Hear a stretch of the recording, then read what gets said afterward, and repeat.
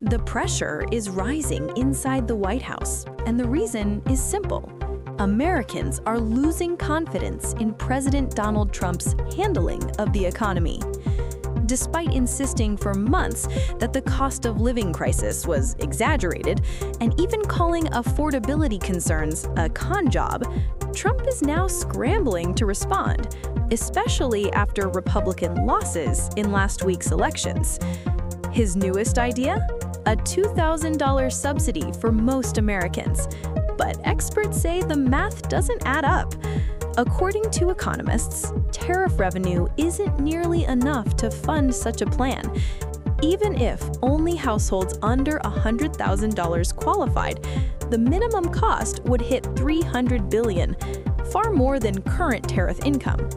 The rest would have to come from higher deficits. And there's another problem. Economists warn the payments could actually raise prices, sending even more dollars chasing already limited goods, the same effect seen after COVID-era stimulus checks. Treasury Secretary Scott Bessent even stepped back from the idea, saying tariff revenue will instead lower next year's taxes as part of Trump's big, beautiful bill. Meanwhile, exit polls show voters remain deeply worried about the economy.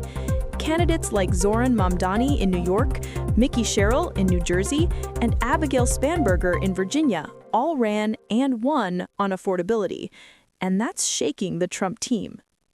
Still, Trump continues to push new proposals.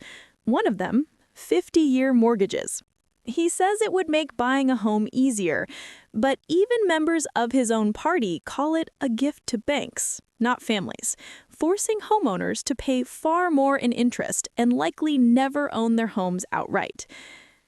Trump also floated an idea to convert expiring health insurance subsidies into direct cash payments, telling Fox News this would let Americans negotiate their own insurance like entrepreneurs. But almost all of these ideas require congressional approval, and with razor-thin Republican margins, nothing is guaranteed. Inside Washington, officials describe the situation as chaotic.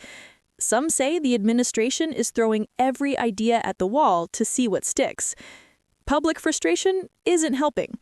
Trump insists prices are falling, and for eggs and dairy, that's true. But beef, coffee, and electricity are more expensive than last year. And even his brag about a cheaper Walmart Thanksgiving meal ignores the fact that this year's box includes fewer items and a smaller turkey.